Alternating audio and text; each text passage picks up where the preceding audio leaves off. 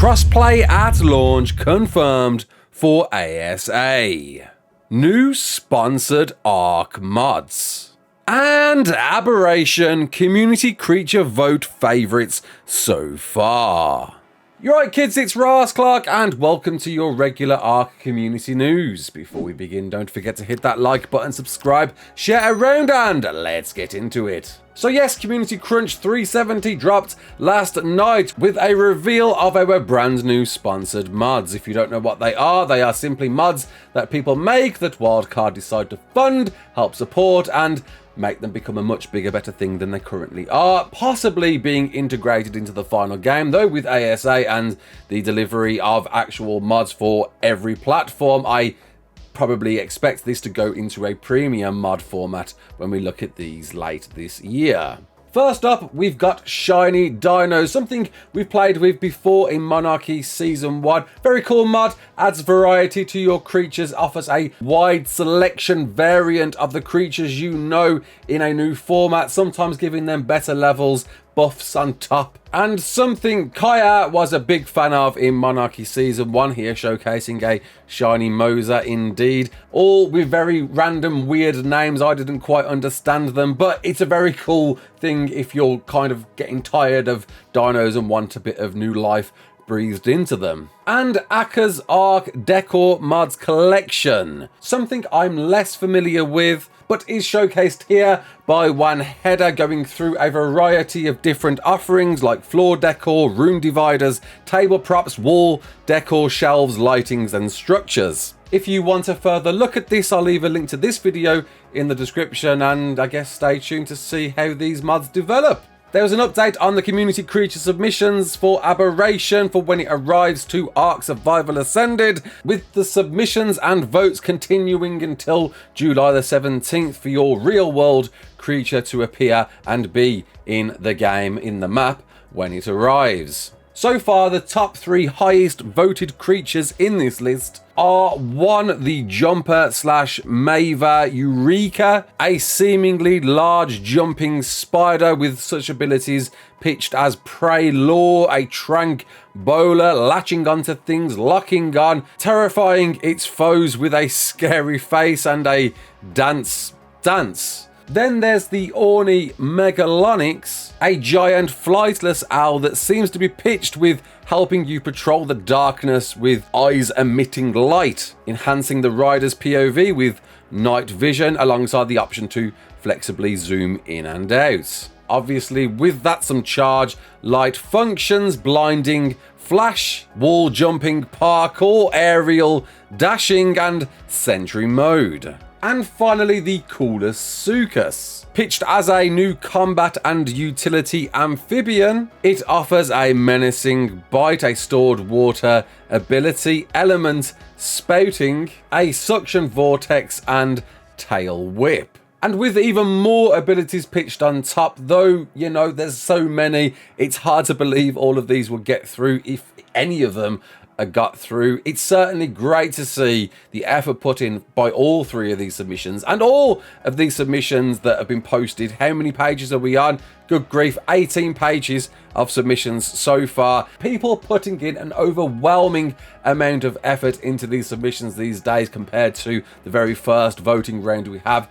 You see a dossier for almost every creature in this list now, and people are certainly getting sold by these submissions. I look forward and expect probably these 3 at the very least to make it through to the final cut. And once again, you've got until July the 17th at 1 PM Pacific to get your submissions in. It's not too late if you still want to get involved, and I'll leave a link to this in the description. A certainly controversial one to see within the crunch, and update to Conquest Season 5 is coming out, and you'd think over the recent feedback that's been going round that they'd even talk about it at all, if not addressing all of the negative points that were raised. Of course, the banned almost 100 players that were recently taken off Conquest and seemingly, allegedly fought against cheaters within Conquest. We've covered this many times before. HOD, of course, has been very vocal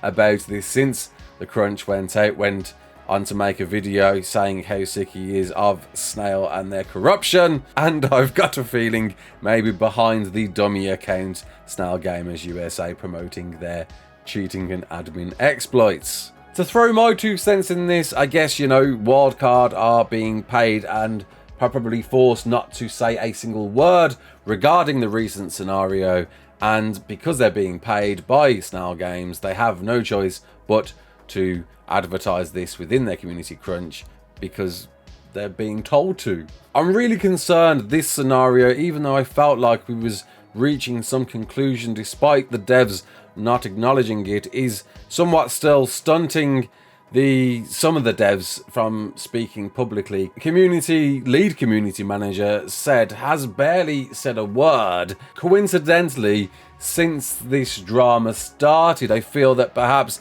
he's probably more compelled than most to talk to people on that level and has probably been told you can't, and is struggling with that scenario and hoping that some solution or it gets quietened down before perhaps talking again.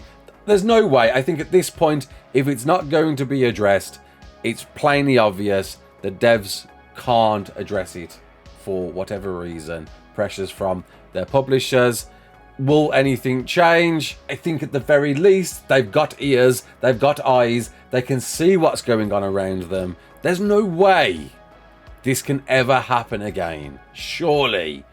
I know and I appreciate there's a lot of people out there that will say, well, they can't get away with it. But people who aren't even into ARK nowadays all have eyes and are waiting for this to happen again. Are waiting for something as big as this to happen again. It spreads to every corner of the YouTuber and gamer journalists corners of the map. I don't think they can ever do anything, pull any stunts like this ever again. That's my opinion. Hopefully I'm right, and hopefully at least that's something positive to take away from this. You know, that's what I do, people. You know, I'm not defending anyone here. I'm just trying to at least see some good that might come of this. Maybe that, right? But something very good to come out of reporting last weekend. We talked about this obviously slightly delayed launch into October, and Scorched Earth being delayed as a result, and me thinking, well, if that's delayed and cross transfers are disabled, it seems like we weren't going to get crossplay at launch as a result. But it's been confirmed to us by lead dev chat that crossplay will indeed drop on day 1. Yes, including console to PC. That is going to happen, people. I'm honestly kind of surprised, to be honest. I thought maybe that was part of the reason, and seemingly now it's not. You are going to be able to play against PC and console players all on the very first day, as well as being able to play with mods on day 1 at the $39.99 launch price point, with it being moved up to $44.99 once it comes out of early access. And when does it come out of early access? Well, that is when all of the content has finally been dropped, including SE, Aberration, Extinction Gen 1 and 2, and the free non-canon maps. It's still quite unbelievable to see. I really, really hope this does happen. I think perhaps I'm a little bit apprehensive because, you know, crossplay was pitched for SOTIF when that was first announced, and that's never arrived to SOTIF. They, I guess, pushed it back to this in hopes to bring it all together at the same time. But again, no mention of SOTIF, Survival of the Fittest, here at all, making me wonder, have they pulled Survival of the Fittest out of this launch delivery? Wouldn't be surprised if they've had to pull Scorched Earth, but I guess we'll see. No further delays mentioned and reconfirmed twice, once by Jat in the Discord, and of course within this very informative post, leading me to believe maybe this is the one. Maybe we won't see any more delays and we will see this in October. With a few shoutouts on top, including our Monarchy friend Fender. Great to see that video out there. And I'll leave you with this. Dead Safio, a community of Spanish creators in what seems to be a very event-focused season, very highly modded, Very entertaining, though sadly don't speak much Spanish apart from Buenos Dias and Buenos Noches. And I can hear sounds. Buenos Dias, and I wish I could speak more because this looks really cool. I want to get involved. I just want to understand what's happening here. I wish I did. There is certainly nothing else out there on this level in ARK. And I'm just jealous. Super jealous. Or maybe we need to do something like this and step up for the rest of the community. Either way, go check them out. I'll leave a link to their Twitter in the description. Until the next one, my name's Raasclark. Don't forget to like, share, and subscribe. And as always, peace out.